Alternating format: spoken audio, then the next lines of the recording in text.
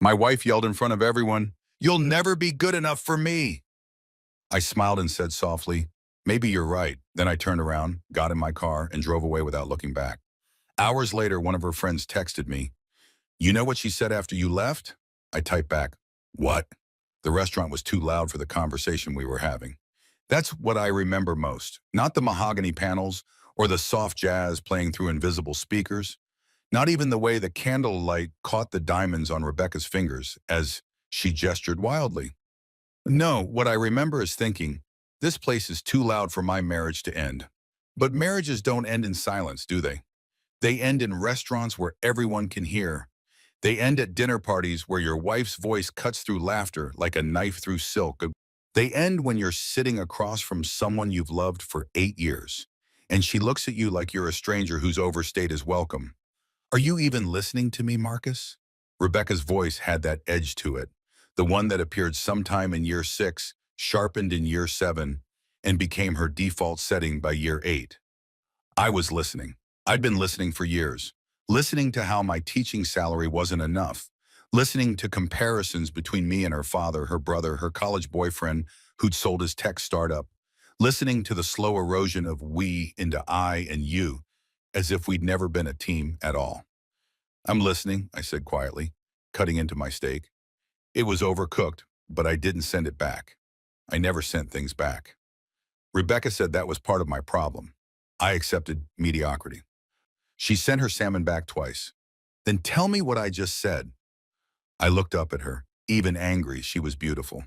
That had never changed. Rebecca wore her beauty like armor, and she knew it. Dark hair pulled back severely, highlighting cheekbones that could cut glass. Green eyes that used to look at me with warmth and now only held disappointment. "You said we need to talk about our future, about whether this is sustainable." Her lips pressed into a thin line. "So you were listening. And what do you think?" What did I think? I thought about the guy in my 6th period English class who'd stayed after school yesterday, crying because his father had left and he didn't know how to write about it for his college essay. I thought about how I'd sat with him for 2 hours, helping him find words for grief. I thought about driving home feeling like maybe I'd done something that mattered, only to walk through our front door and hear Rebecca on the phone with her mother. "I don't know how much longer I can do this, Mom. He's never going to be more than a teacher." "I think," I said carefully, "that we should have this conversation at home." "Why? So you can dodge it like you dodge everything else?" A couple at the next table glanced over. The woman's eyes held pity. I wondered if she was looking at me or Rebecca, or if pity was just the natural response to watching two people who'd once loved each other sit in a nice restaurant and pick at their wounds. "I'm not dodging anything, Becca." "Don't call me that." Her voice was sharp. She'd decided 6 months ago that nicknames were infantilizing. "My name is Rebecca." "Rebecca." I set down my fork. "What do you want me to say?" "I want you to tell me what you are going to do about us, about your career, about the fact that we're 34 years old and still living in a 2-bedroom rental because you refuse to even consider opportunities that would actually pay well." "I'm a teacher. That's what I do. That's what I've always done." "No." She leaned forward and her voice dropped to that dangerous whisper that somehow carried further than shouting. "That's what you've settled for. There's a difference, Marcus. There's a difference between having a calling and having no ambition." I'd heard this before. The script had variations, but the theme was constant. I wasn't enough. My job wasn't enough. Our life wasn't enough. I wasn't the man she'd thought she was marrying. The funny thing is, I was exactly the man she'd married. I taught high school English when we met. I taught it on our wedding day. I taught it yesterday, and I'd teach it tomorrow. She'd known this. She'd said she loved it, loved that I was passionate about something, that I cared about making a difference. But somewhere between "I do" and "I don't know if I can do this anymore," making a difference had stopped being romantic and started being a liability. "What opportunity are you talking about?" I asked, though I knew. Her father had mentioned it last month at his birthday party, some position at his firm. Marketing maybe? Communications? Something that required a suit and a willingness to pretend I cared about quarterly earnings. "You know what I'm talking about, Daddy's offer. It's still on the table. It would triple your salary." "Marcus, triple." We could finally buy a house, have the life we're supposed to have. Supposed to have. As if life came with a blueprint and I'd somehow gotten the wrong copy. I don't want to work for your father. Of course you don't. Rebecca sat back and I watched something shift in her eyes. Resignation maybe, or relief. You don't want anything that requires you to step up. You're content to just exist, to be fine, to be adequate.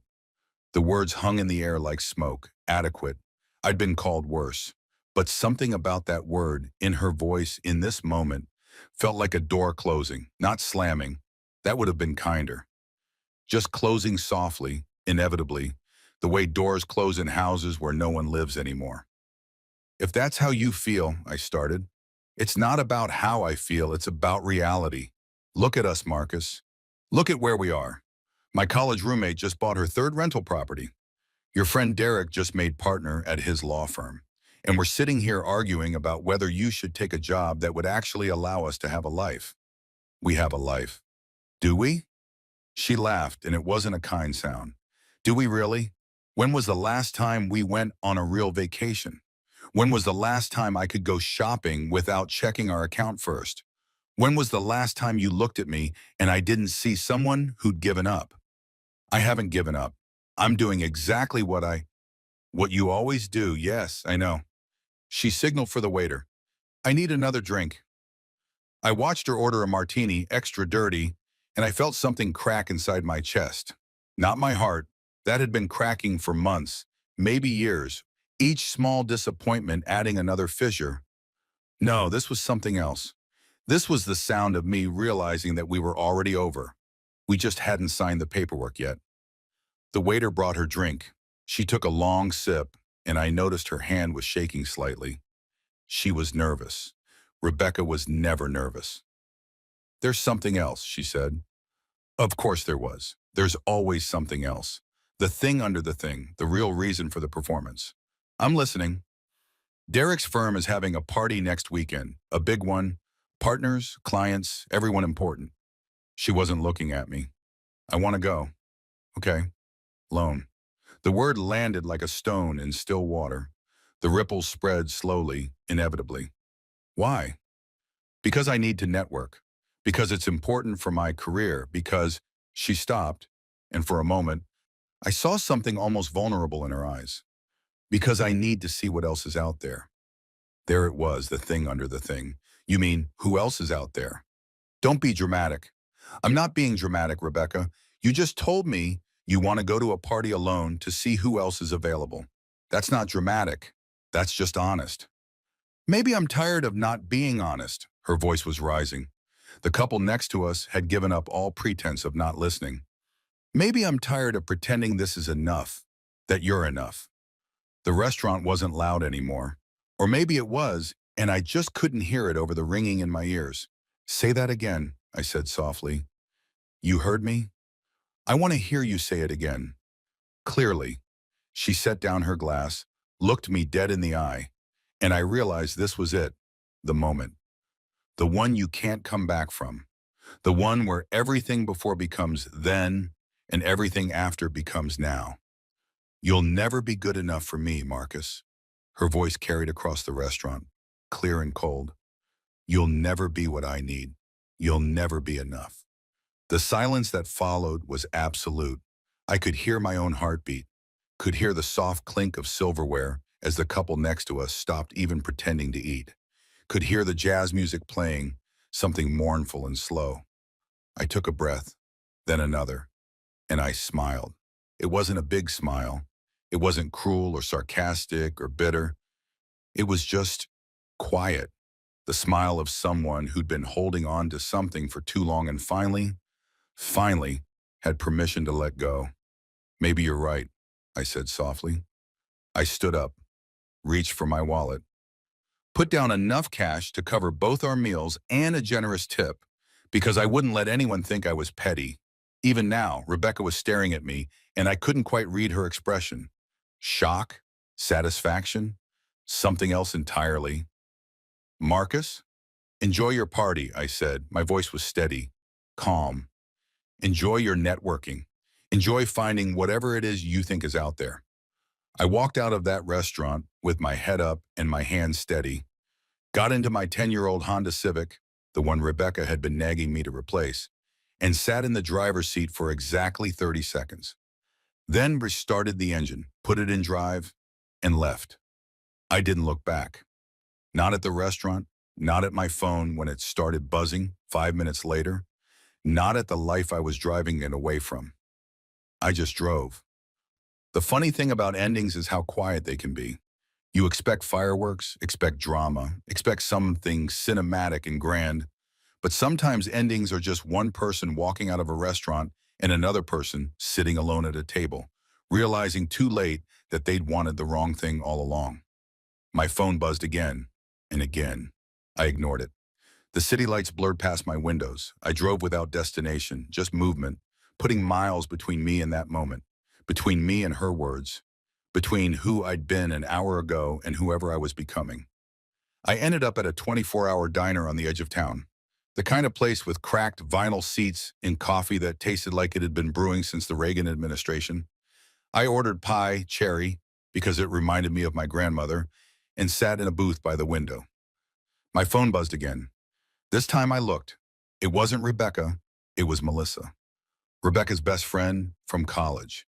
The one who'd been at our wedding, at every dinner party, at every important moment of our married life. The message was short. You know what she said after you left? I stared at the screen. My thumb hovered over the keyboard. Part of me wanted to ignore it, to delete the message, to put my phone away and eat my pie in peace.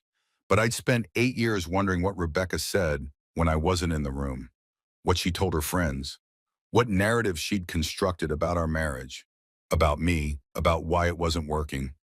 Maybe it was time to know. I typed back, "What?" The three dots appeared, disappeared, appeared again. Melissa was choosing her words carefully. Finally, the message came through. And everything I thought I knew about my marriage, about the last 8 years, about the woman I'd loved and lost and was still losing, all of it shifted like sand beneath my feet. I read the message 3 times, set down my phone, picked up my fork and took a bite of pie, and I smiled again, that same quiet smile, because suddenly I understood something important.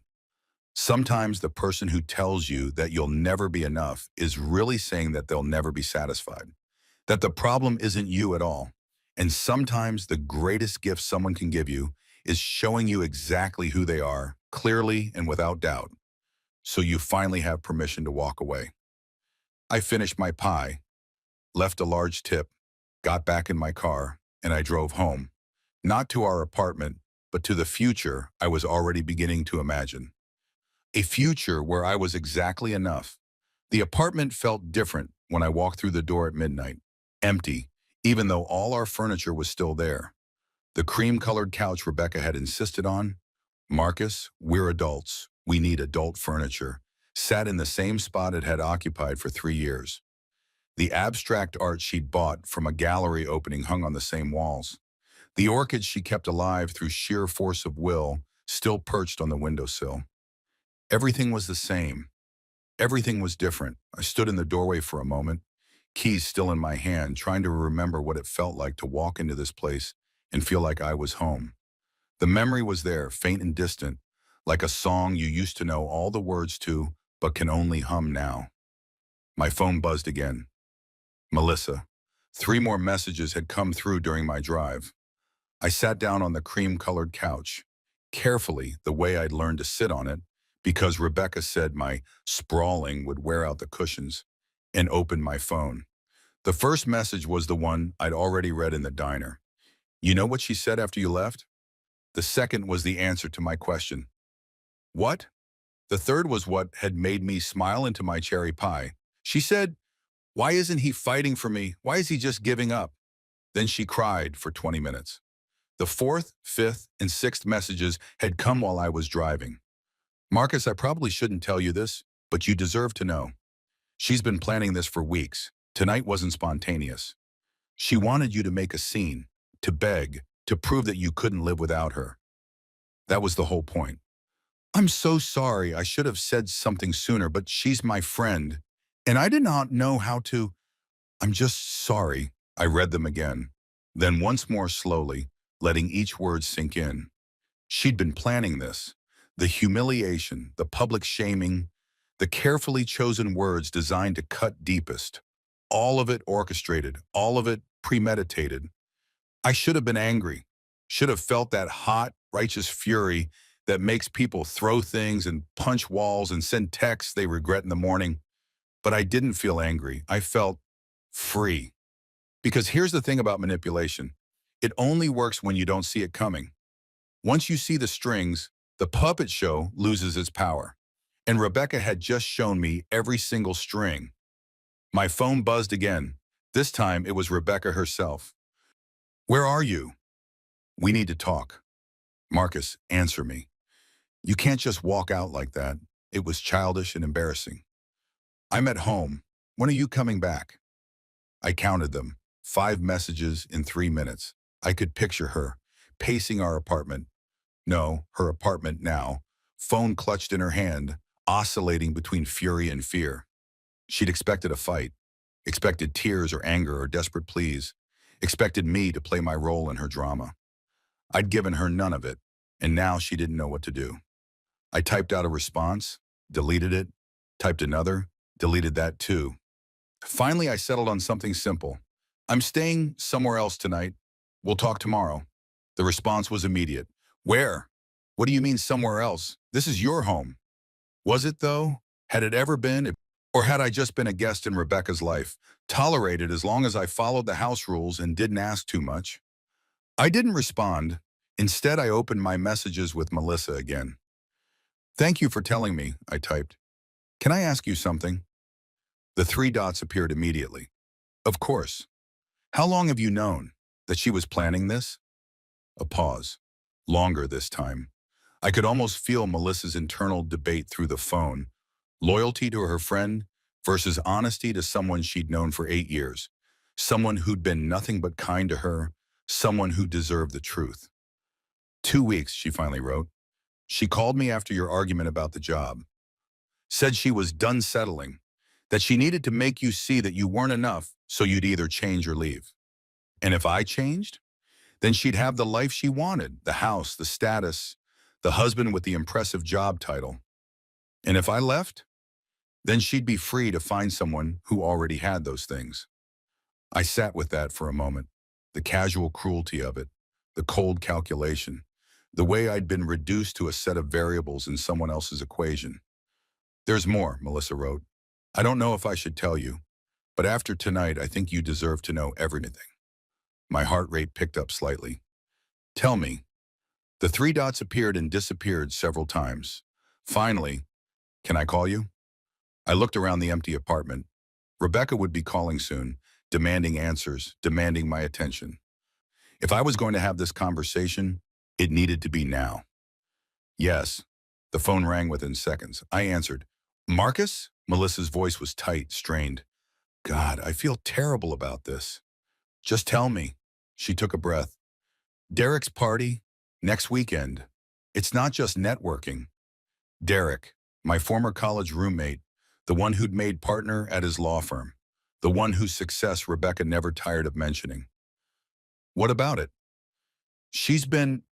Marcus, they've been talking. A lot. For months. The apartment seemed to tilt slightly. Talking. She says it's just friendship, that they reconnected at some alumni thing last fall, and they just have a lot in common. Professional interests, ambitions. A pause. But Marcus, I've seen the messages. I saw them on her phone at lunch last week. They're not just friendly. Are they sleeping together? I don't think so. Not yet, but the party next weekend, she trailed off, and I could fill in the rest. The party was supposed to be the next step, the transition point, the place where just friends became something else. And I was supposed to either make a scene that justified her moving on or meekly accept my obsolescence. Thank you for telling me, I said quietly. I'm so sorry, Marcus. You deserve better than this. You deserve better than her. We said our goodbyes. I hung up and sat in the silence of the apartment that wasn't mine anymore. My phone was buzzing again. Rebecca. 7 more messages, then a call, then another. I let them go to voicemail. Instead, I opened my laptop, started a new document, and I began to write. Not a letter to Rebecca. Not a plea or an accusation or a dramatic manifesto. Just notes, facts, a timeline. September, Rebecca reconnects with Derek at alumni event. October, first mention of Derek's success at dinner party. November, argument about money. Rebecca's father's job offer presented. December, Rebecca starts working late more frequently. January, Derek mentions his firm's annual party. Rebecca immediately interested. February, increasing arguments about my career, our future, my lack of ambition. March, tonight, the restaurant, the public humiliation, the planned exit strategy. I looked at the timeline, saw the pattern, saw how carefully she'd laid the groundwork, preparing her narrative, building her case. She'd wanted me to be the villain, the deadbeat husband who wouldn't provide, wouldn't change, wouldn't fight for his marriage. That way, when she moved on to Derek, successful, ambitious, wealthy Derek, everyone would understand. Everyone would sympathize with the poor woman who had tried so hard with a man who just wouldn't meet her halfway. It was brilliant, really.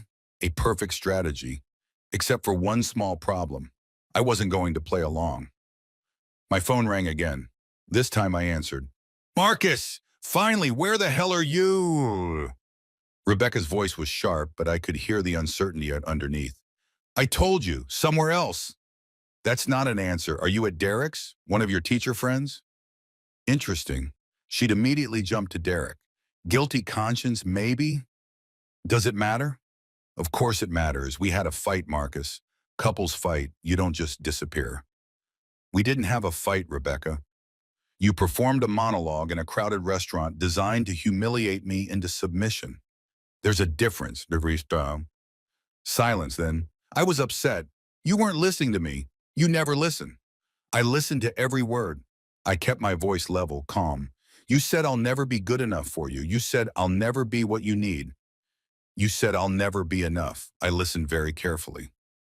I didn't mean, yes, you did. And you know what? You're right. I could almost hear her recalibrating. This wasn't the script. Marcus, I'll never be enough for someone who measures worth in salary figures and job titles. I'll never be enough for someone who sees marriage as a strategic partnership rather than an actual partnership. I'll never be enough for someone who's already planning their exit while pretending to fight for their entrance. What are you talking about? Derek's party, next weekend, the one you want to attend alone. Her breath caught. How did you? It doesn't matter how I know. What matters is that I do. Nothing is happening with Derek. We're just friends. Rebecca, I really don't care. And the shocking thing was, I meant it. Somewhere between the restaurant and this moment, I'd stopped caring about her betrayal and started caring about my freedom. You don't mean that. I do. You can go to the party. You can network. You can pursue whatever future you think you want with whoever you think can give it to you. I'm not going to stop you. So that's it? 8 years and you're just giving up? No, I said quietly. I'm not giving up. I'm waking up. There's a difference. This is ridiculous. You're being dramatic. Am I? Or am I finally being honest? Tell me something, Rebecca. When did you stop loving me? Was it gradual or was there a specific moment? Silence. Because I think I can pinpoint the moment you stopped seeing me as a person and started seeing me as a problem to be solved. It was about 6 months after we got married. You introduced me to your new colleagues at that firm mixer, remember? And one of them asked what I did, and when you said high school teacher, her face did that thing. You know the one, that, oh, how nice expression. The polite condescension. Marcus. And I saw something shift in your eyes, like you were seeing me through her perspective instead of your own. And from that moment on, I wasn't Marcus anymore. I was your disappointing husband, the one who needed to be fixed or replaced. That's not fair, isn't it? Then tell me I'm wrong. Tell me you haven't been planning this. Tell me tonight wasn't rehearsed. The silence stretched out. In it, I heard everything I needed to know. I'm staying at a hotel tonight. I said finally. Tomorrow I'll come by when you're at work and get some things. We can figure out the rest later. The rest? The divorce, Rebecca. We both know that's where this is going. You can't just decide that unilaterally. I'm not.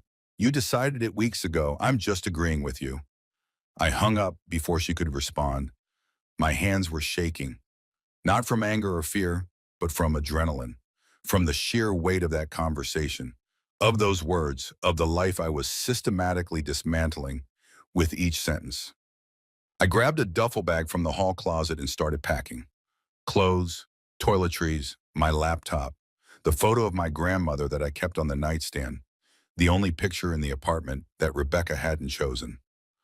I looked around one more time, at the cream-colored couch, at the abstract art, at the orchids on the windowsill. None of it was mine. None of it had ever been mine. I picked up my bag and walked out, locking the door behind me. The hotel I found was nothing special. A Holiday Inn near the highway, the kind of place that smelled like industrial cleaner and instant coffee. But the bed was comfortable, the sheets were clean, and nobody there cared that my marriage was ending. I lay in the dark, staring at the ceiling, phone silent beside me. Tomorrow, everything would begin. The lawyers, the division of assets, the explanations to friends and family. The whole messy, painful process of untangling two lives that had been woven together for 8 years. But tonight I just breathed. And for the first time in longer than I could remember, I felt like I could breathe deeply. My phone buzzed one last time. Another message from Melissa. Are you okay? I typed back. I will be. Because it was true. Not yet, maybe, but eventually. I would be okay, better than okay. I would be free. Dawn came through the hotel curtains like an unwelcome guest, gray and persistent. I'd slept in fits, an hour here, 30 minutes there, separated by long stretches of staring at the ceiling and listening to the hum of the heater and the occasional slam of a door somewhere down the hall. Somewhere around 4 a.m., I'd given up entirely and opened my laptop. Started researching divorce attorneys. Read articles titled 10 Things to Know Before Filing and How to Protect Your Assets in a Separation. Filled a notepad with the practical questions. Joint accounts, lease agreement, health insurance, the mundane logistics of dismantling a life. By 6 a.m., I was in the hotel gym, a cramped room with 2 treadmills and a weight bench that had seen better days. I ran until my legs burned and my lungs ached, and I couldn't think about anything except the next step, the next breath, the rhythm of my feet hitting the belt. By 7 a.m., I was showered and dressed in yesterday's clothes, sitting in the hotel restaurant with a coffee that was significantly better than I'd expected, and a plate of scrambled eggs I couldn't quite bring myself to eat. My phone sat face down on the table. I'd turned off the notifications somewhere around 2 a.m. after the messages had climbed past 50. Rebecca, her mother, her sister, even her father, which was unusual. He typically stayed out of what he called marital dramatics. I didn't want to see them yet. Didn't want to read whatever justifications or accusations or desperate reconciliation attempts they contained. I needed this morning, this quiet, this space to think. More coffee, hun. The waitress was probably in her 60s, with the kind of face that suggested she'd seen everything twice and wasn't impressed either time. Her name tag read Dorothy. Please, Brian, I said. She refilled my cup, glanced at my untouched eggs. Rough night. You could say that. Let me guess. Work or woman? I laughed despite myself. Woman. They usually are. She pulled out the chair across from me and sat down without asking. The kind of bold familiarity that only works when someone's genuinely kind. Married? For now? Ah, she nodded sagely. That kind of rough night. You want some advice from someone who's been divorced twice? Sure, why not? Don't make any big decisions on no sleep and bad emotions. Whatever you're planning, signing papers, sending angry texts, making grand gestures, wait 24 hours. See how it sits in the cold light of day. She stood up, patted my shoulder. And eat your eggs. Starving yourself won't hurt her. Just you. She walked away before I could respond, moving to the next table where a businessman was arguing with someone on his phone. I looked down at my eggs, took a bite. They were good, fluffy, well-seasoned. I ate them mechanically, following Dorothy's directive more than any actual hunger. My phone vibrated against the table. I'd forgotten I'd left the vibration on. The screen lit up. Rebecca calling. I let it go to voicemail. Then immediately, Rebecca calling again and again. On the fourth call, I answered.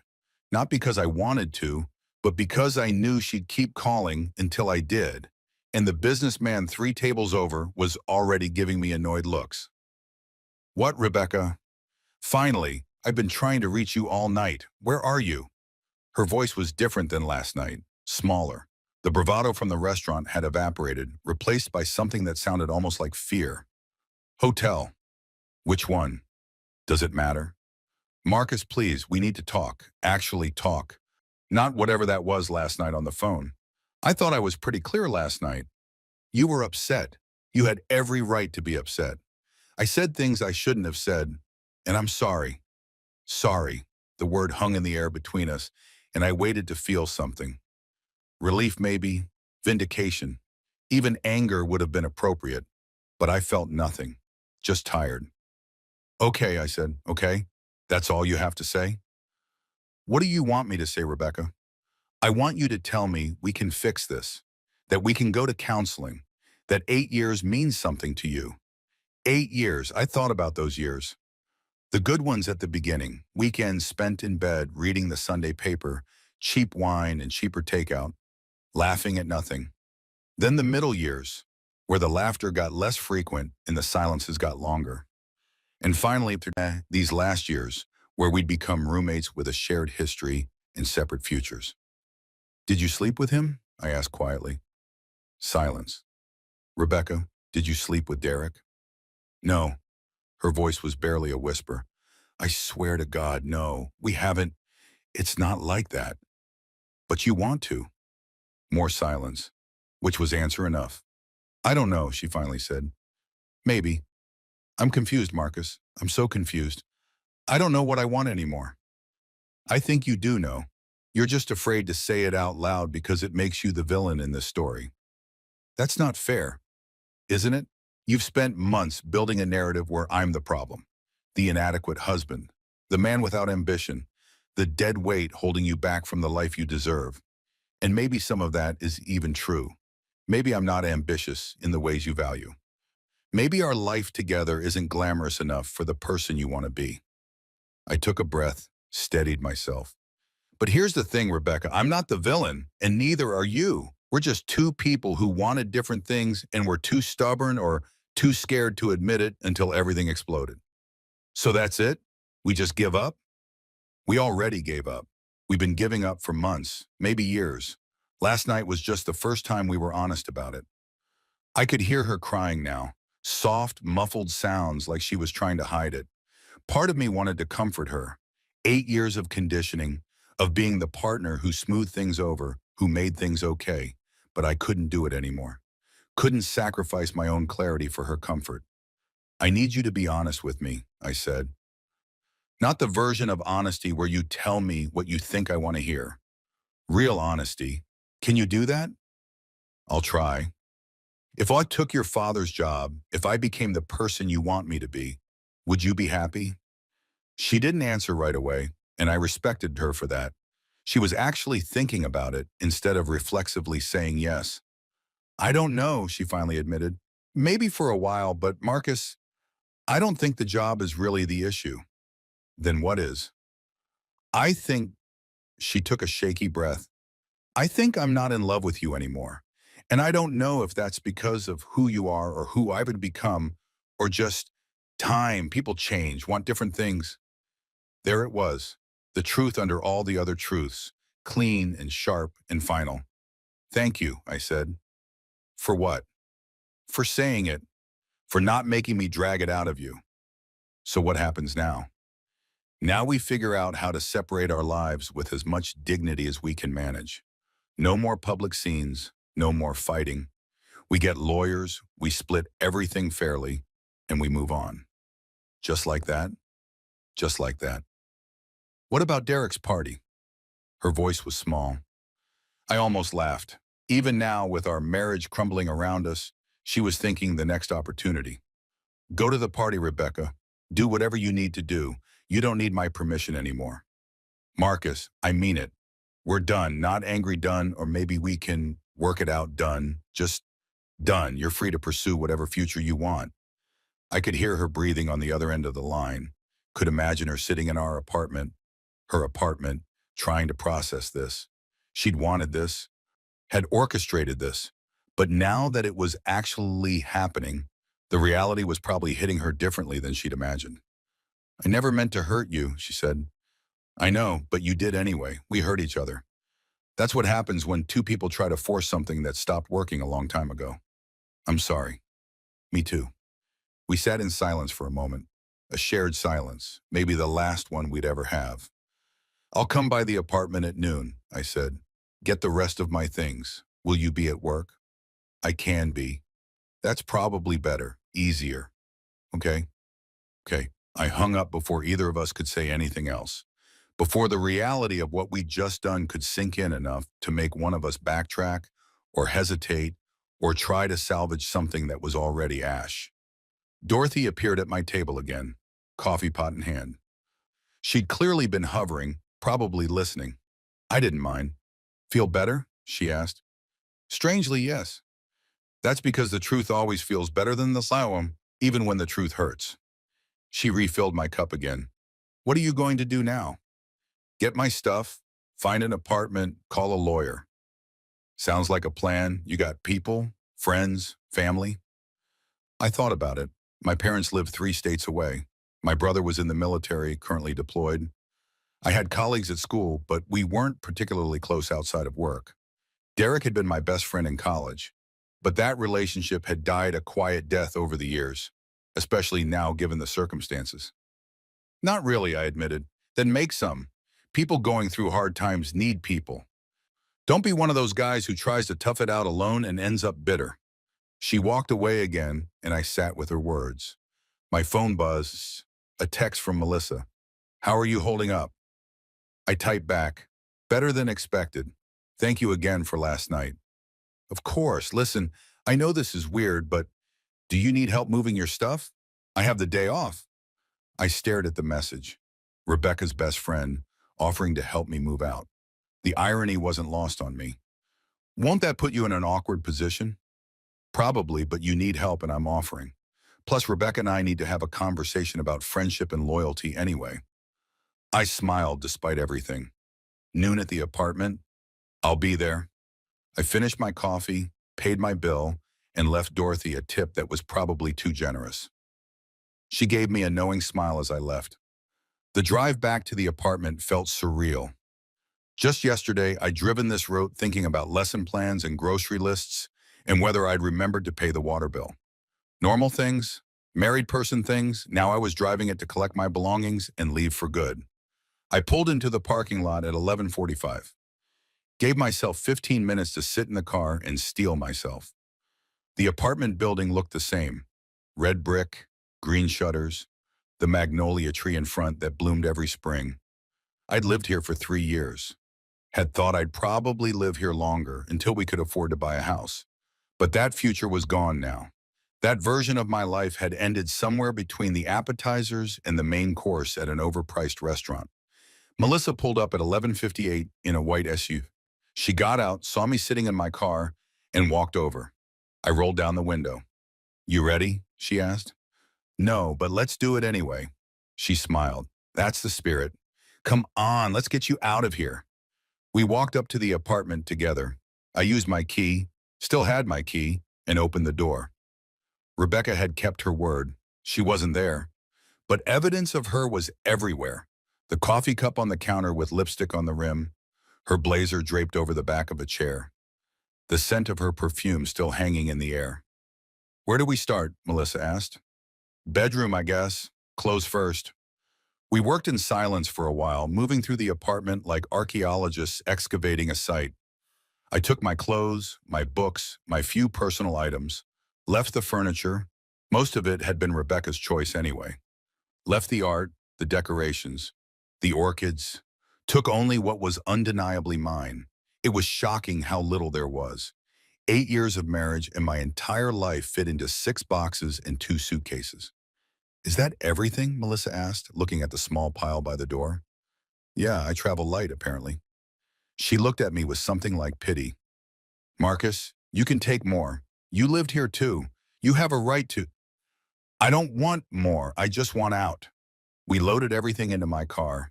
It took 2 trips. Melissa helped without comment, without judgment, just steady presence. When we were done, we stood in the parking lot, both of us slightly out of breath. Where are you going to go? She asked. Extended stay hotel for now, until I find an apartment. You can't live in a hotel. It's temporary. She pulled out her phone, typed something. My brother has a rental property, a small house. The last tenant just moved out. It's not fancy, but it's furnished and available. Want me to call him? Melissa, you don't have to. I know I don't have to. I want to. Let me help. She made the call before I could argue, talked to her brother, whose name I learned was James, and explained the situation with admirable brevity. Friend going through a divorce, needs a place. Trustworthy. She hung up and smiled. He says you can see it today. And if you want it, you can move in tomorrow. First month is on me. I can't let you. You can and you will. Consider it my apology for not saying something sooner about Rebecca's plans. You didn't owe me, Marcus. She put her hand on my arm. Let someone help you. For once in your life, let someone help. I looked at this woman, my wife's best friend, someone I'd known for years but never really knew, and felt something crack open in my chest. Gratitude, maybe? Or just the relief of not having to carry everything alone. Okay, I said, thank you. Don't mention it. She checked her watch.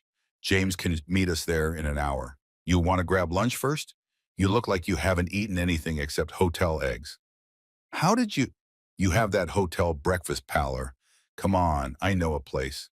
We ended up at a small Vietnamese restaurant I'd never noticed before, tucked into a strip mall between a dry cleaner and a dental office. The fio was incredible, rich and complex, and exactly what I needed. So, Melissa said, wrapping noodles around her chopsticks with practiced ease, what's your plan? I don't have one. Is that okay? Can I just not have a plan for a minute? Absolutely, but eventually I'll figure it out. Find a place, file papers, keep teaching, keep breathing, one day at a time. She nodded. For what it's worth, I think you're doing the right thing. Ending my marriage? Choosing yourself. There's a difference. We ate in comfortable silence for a while. Then she said, can I ask you something? And you can tell me to mind my own business. Okay. Did you ever love her? Rebecca, I mean, really love her? I thought about it, really thought about it. Yeah, I said finally, I did. The woman I married, or the woman I thought I was marrying, I loved her completely. She was passionate and brilliant and had this way of making me feel like I was part of something bigger than myself. What changed? I'm not sure anything changed. I think maybe we were both in love with ideas of each other instead of the actual people we were. And when reality didn't match the fantasy, it all fell apart. Melissa nodded slowly. That makes sense. For what it's worth, I think she loved you too. The version of you she wanted you to be. That's not really love though, is it? No, I guess it's not. We finished our meal. Melissa insisted on paying. Then we drove in separate cars to see the house. It was small, a 2-bedroom bungalow in an older neighborhood, with a front porch and a yard that needed mowing. The paint was a little faded.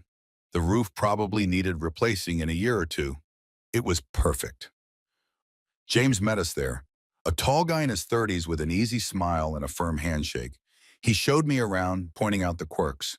The bathroom sink that drained slowly, the bedroom window that stuck sometimes, the garage door that required a specific angle to close properly. I know it's not much, he said apologetically. It's exactly what I need, I told him honestly. We shook hands. He handed me the keys, said I could move in tomorrow, first and last month's rent. Standard lease. Melissa hugged me in the driveway. You're going to be okay, she said. I know. And the strange thing was, I believed it. I drove back to the hotel as the sun started setting. Unpacked nothing, I just have to repack it tomorrow. Instead, I sat on the bed with my laptop and started making lists. Things I needed, furniture, kitchen supplies, a new routine. Things I wanted, peace, space to think, maybe eventually a life that felt like mine. Things I was leaving behind. A marriage that never quite worked, a apartment that never quite felt like home, a version of myself that I'd outgrown somewhere along the way. My phone buzzed, a text from Rebecca. Did you get everything you needed? Yes, thank you for giving me space. Of course, Marcus. For what it's worth, I hope you find what you're looking for. I stared at the message for a long time, then typed back, you too, because I meant it. Despite everything, the hurt, the betrayal, the public humiliation, I genuinely hope she found whatever it was she thought would make her happy. I just knew now that it wasn't me. And more importantly, she wasn't it for me either. I fell asleep that night easier than I had in months. No tossing, no turning, no lying awake listening to Rebecca breathe beside me and feeling like a stranger in my own bed. Just sleep, deep and dreamless and full of possibility. Tomorrow, I'd move into my new house. Tomorrow, I'd start my new life. Tomorrow, I'd begin figuring out who Marcus was when he wasn't defined by being Rebecca's husband. But tonight I just rested, and that was enough. Moving day arrived with unseasonable warmth and a sky so blue it hurt to look at. I woke up in the hotel room at 6 a.m., my body still hadn't adjusted to sleeping past dawn, and stared at the ceiling for exactly 3 minutes before getting up. 6 boxes, 2 suitcases, one confused man. That's what was moving into James's rental house today. I'd called in sick to school, the first sick day I'd taken in 2 years. Left a voicemail for Principal Matthews at 5 a.m. saying I had a family emergency, which was technically true if you counted your family falling apart as an emergency. By 7 a.m., I was checked out of the hotel and sitting in my car in the empty parking lot, eating a gas station breakfast sandwich that tasted like cardboard and regret. My phone sat in the cup holder, deliberately face down. I knew what was on it. Messages from Rebecca's mother, Carol, who'd apparently heard about the separation and had opinions. Messages from my own mother, 3 states away, who Carol had somehow found and called. Messages from colleagues who'd heard through the grapevine that I was going through something. The gossip mill at Whitmore High School was efficient. I'd give it that. But I wasn't ready for any of those conversations yet. Wasn't ready for the explanations and justifications and the inevitable question, did you try everything to save it? Had I tried being patient, tried being understanding, tried changing myself into someone more acceptable, more ambitious, more enough. But I hadn't tried the one thing that mattered, being honest about the fact that we'd stopped working a long time ago. I finished my sandwich, wiped my hands on a napkin, and drove to the house. My house. The words felt strange. For 3 years, my house had meant the apartment I shared with Rebecca. Before that, it was my cramped graduate school studio. Before that, my parents' place. I'd never had a house that was just mine. The bungalow looked different in the morning light. Better somehow. The shabby paint seemed weathered instead of neglected. The overgrown yard looked natural rather than unkempt. The porch, God, when was the last time I'd had a porch? Seemed to promise quiet mornings with coffee and a book. I sat in the driveway for a moment, keys in my hand, trying to feel something momentous. This was supposed to be a big moment, wasn't it?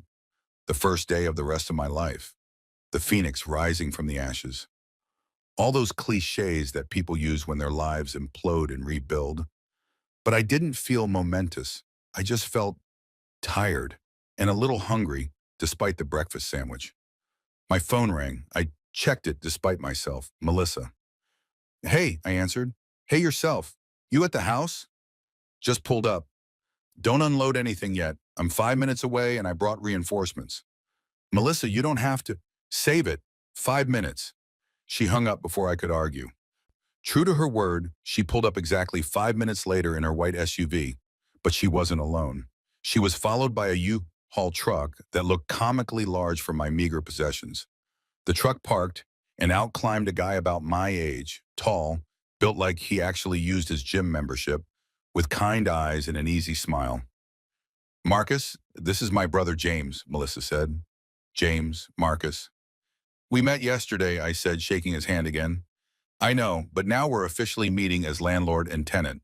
He grinned. Plus, Melissa guilted me into helping you move. Something about you being pathetically alone and needing male bonding or whatever.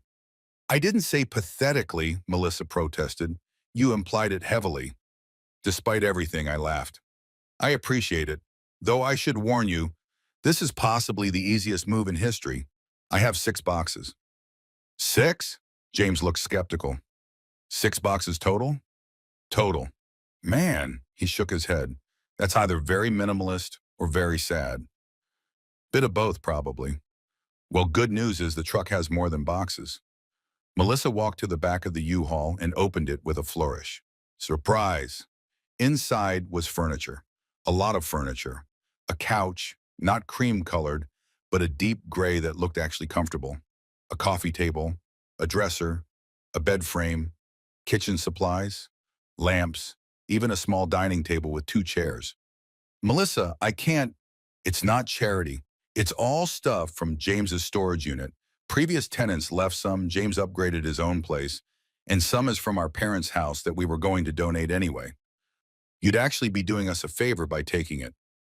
She's right, James confirmed. I've been paying storage fees on this crap for 2 years. You'd save me money. I looked at the furniture, mismatched but functional, nothing fancy but all perfectly usable, and felt that crack in my chest widen a little more. Okay, I said quietly. Thank you. Don't mention it. Now come on, let's get this done. I've got a date at 3 and I need to shower first. We worked for the next 2 hours, hauling furniture and boxes into the house. James was one of those people who made everything seem effortless, lifting couches with casual strength, fitting furniture through doorways with spatial reasoning that bordered on genius. Melissa directed traffic with the confidence of someone who'd orchestrated many moves, telling us where things should go, rearranging when it didn't look right. And I just followed instructions, grateful to let someone else make decisions for a while. By noon, the house was furnished, my 6 boxes were unpacked, my clothes were in the dresser and closet. My books were on a shelf James had mounted on the living room wall. It looked like someone lived here, I lived here. Pizza? Melissa asked, phone already out. There's a good place that delivers. You've done enough. Pizza isn't a favor, Marcus. It's lunch. Stop arguing and tell me what you want on it. We ended up on the porch, my porch, eating pizza and drinking the beer James had brought, watching the neighborhood slowly wake up around us. A couple walking their dog, kids riding bikes, an old man watering his lawn with the dedication of someone who took his grass very seriously. Normal life, continuing around me like my personal apocalypse hadn't even registered. So, James said, finishing his second slice, Melissa told me you're a teacher? High school English. Man, I could never do that. Teenagers are terrifying. They're not so bad. Most of them just want to be seen. That's very philosophical. He grinned. You one of those inspiring teacher types?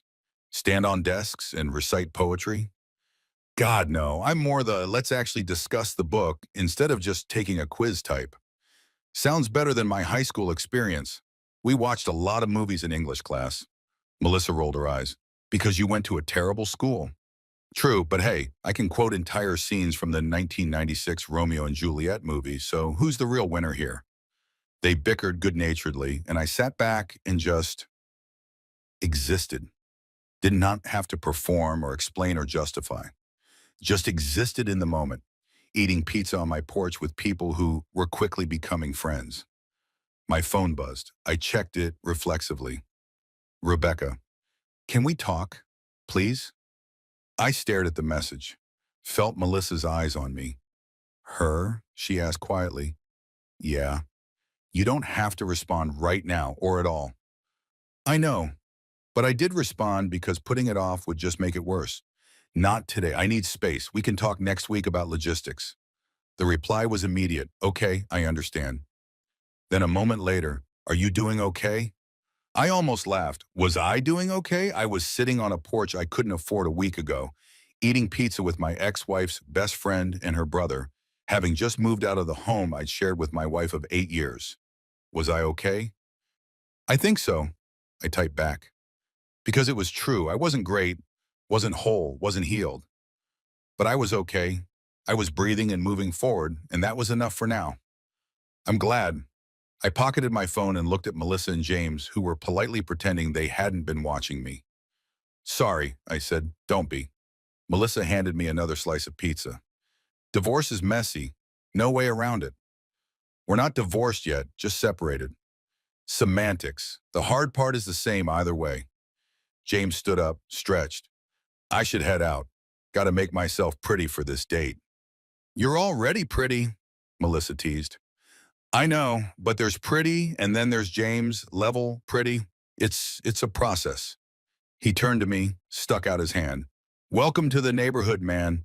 And listen, I know we just met and this is going to sound weird, but if you need anything, and I mean anything, just call. Melissa would kill me if I didn't take care of you.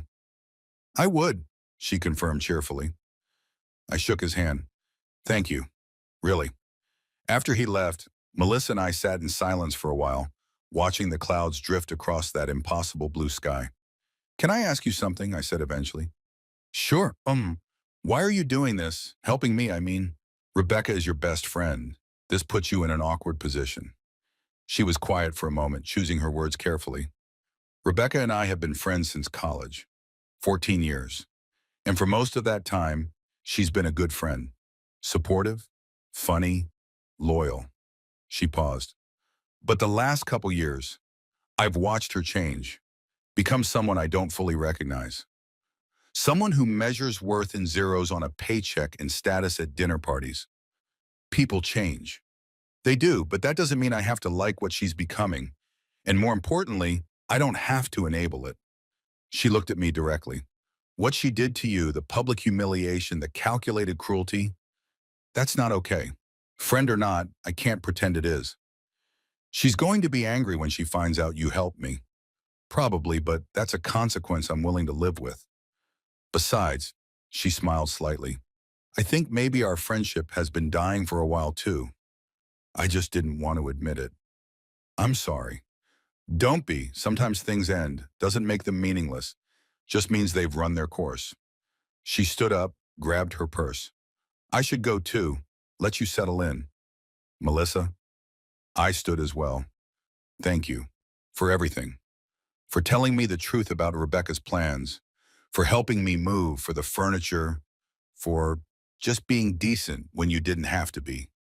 She hugged me, quick and unexpected. You're a good guy, Marcus. Don't let this make you cynical. Don't let her turn you into someone bitter. I'll try. Good, now I mean it. Call if you need anything. Even if it's just someone to talk to at 2 a.m. when the loneliness gets too loud. After she left, I stood on the porch for a long time, watching the sun track across the sky. The old man had finished watering his lawn and was now sitting on his own porch, reading a newspaper like it was still 1990. He looked up, caught me staring, and waved. I waved back. You just move in? He called over. Yeah, today. Welcome to the neighborhood. I'm Herbert. Next door. He pointed to his house, a neat little bungalow that looked exactly like mine, but better maintained. Marcus, nice to meet you. You married, Marcus? The question shouldn't have hurt. It was a normal question, a neighborly question, but it landed like a punch anyway. Separated, I said, testing out the word. Herbert nodded sagely. My wife passed 3 years ago. Been on my own since. It's an adjustment. I'm sorry for your loss. Thank you, and I'm sorry for yours. Different kind of loss, same kind of loneliness, though. He folded his newspaper. You need anything, salt, sugar, someone to water your plants when you're gone? You just knock. I appreciate that. We look after each other on this street. That's what neighbors do. He went back to his newspaper, and I went back inside my house. My house. I walked through it slowly, really looking at it for the first time. The hardwood floors that needed refinishing but had good bones.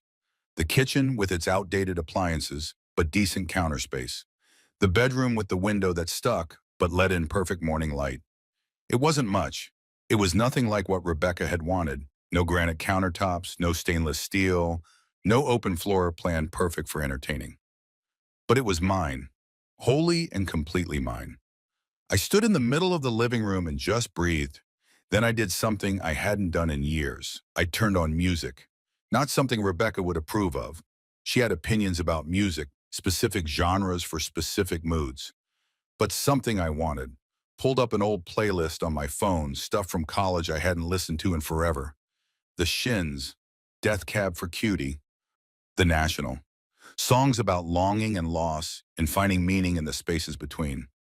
I turned it up loud, danced badly in my living room, sang along to lyrics I'd forgotten I knew. And for the first time since walking out of that restaurant, I felt something other than numbness or pain or tired resignation. I felt alive. My phone rang. Unknown number. I almost didn't answer, but something made me pick up. Hello? Mr. Thompson, this is Principal Matthews. Shit, my boss. I'd forgotten about the sick day excuse. Principal Matthews, I'm sorry about calling in. Is everything all right? Carol Henderson called me this morning, said there was a situation with you and her daughter. Carol, of course Carol had called, probably wanted to make sure I looked like the bad guy professionally too. It's personal, I said carefully. I'm handling it. I see. A pause. Marcus, I'm going to be direct with you. Are you able to come back to work on Monday?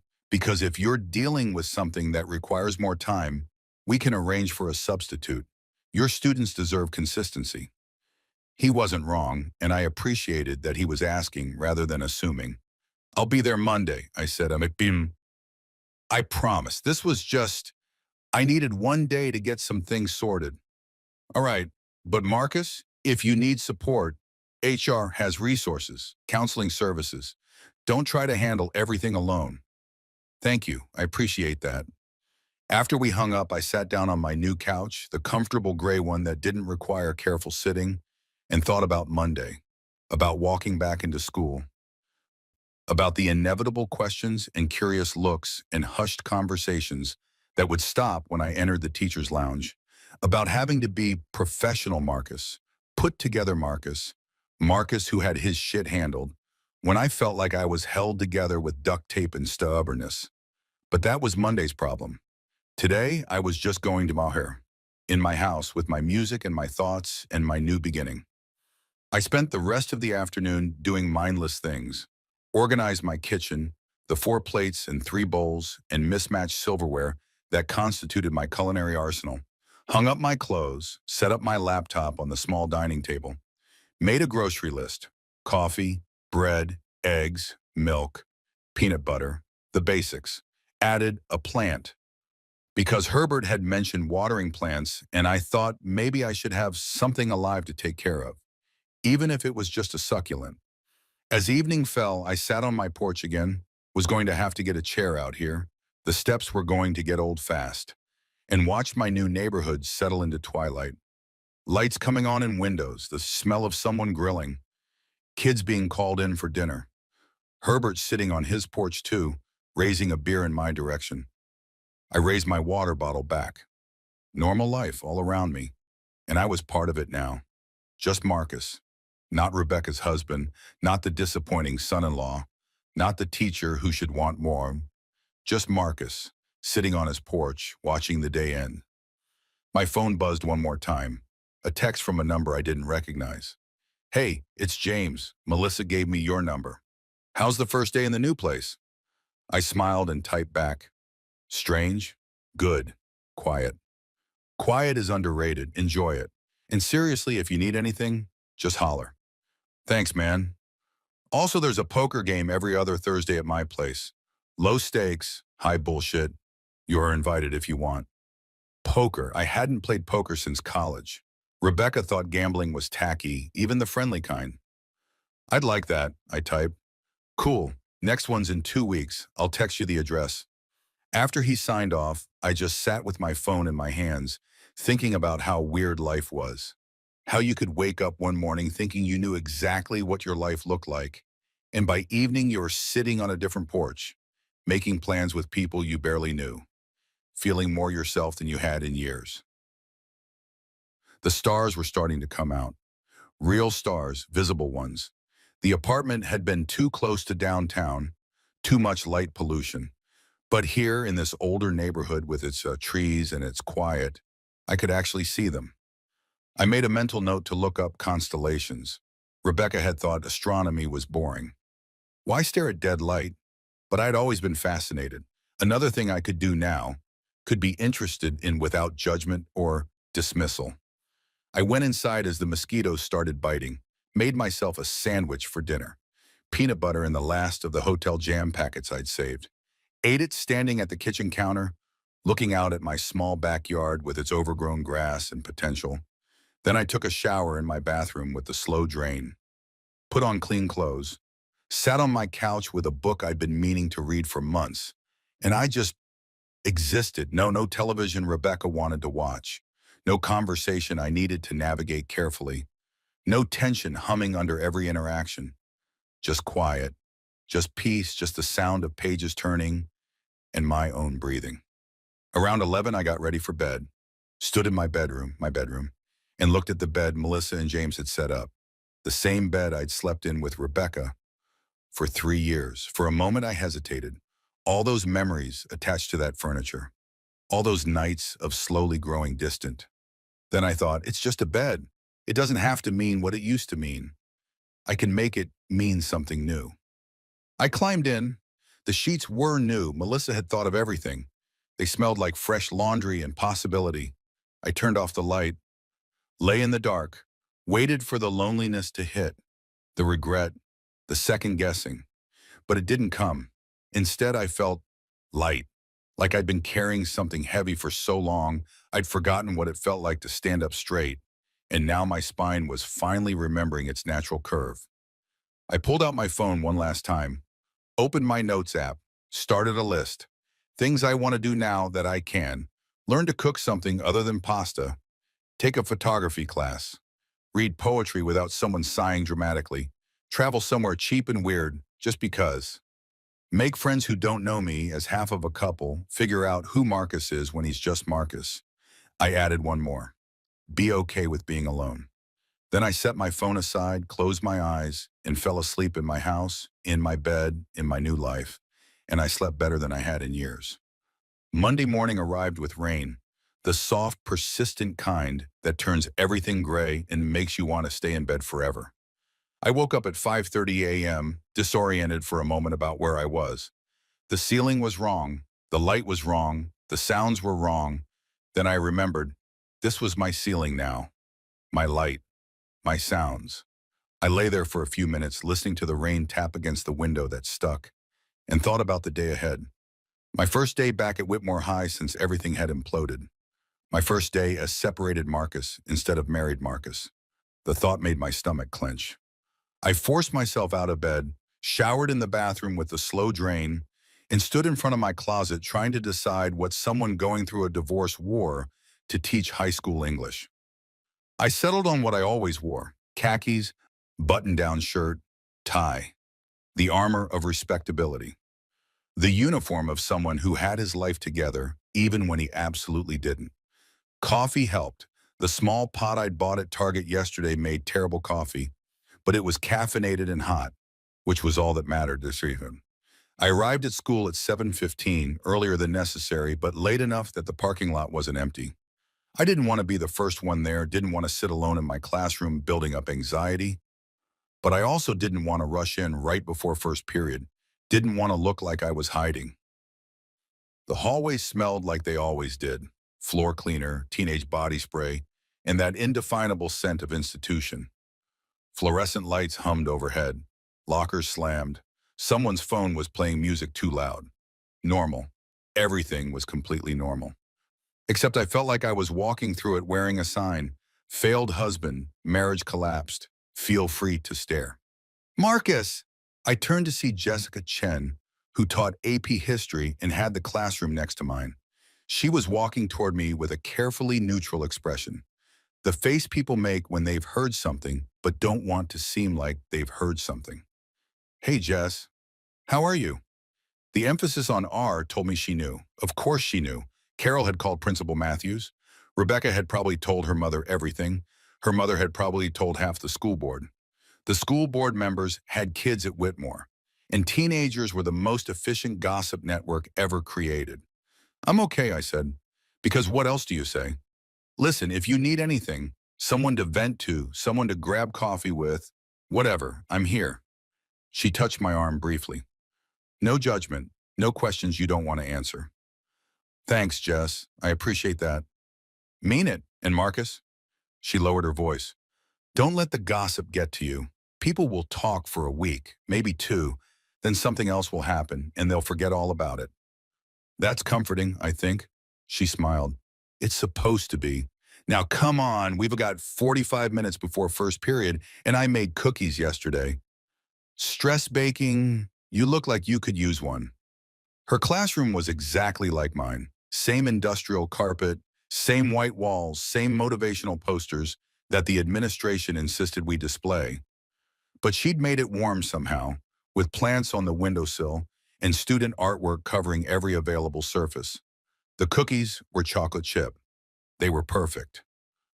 So, she said, pouring us both coffee from her personal machine, which was significantly better than the sludge in the teacher's lounge. You want to talk about it, or you want to talk about literally anything else? Anything else, please. Done. Did you watch the game yesterday? We talked about basketball, a topic I knew nothing about but appreciated anyway, until other teachers started filtering in. Tom Rodriguez from the science department, Sarah Kim, who taught freshman English, others whose names I knew but couldn't quite remember in my current state. They all had that same carefully neutral expression. That same, I've heard something, but I'm not going to mention it unless you do face. It was exhausting. By the time first period started, I felt like I'd run a marathon of polite concern.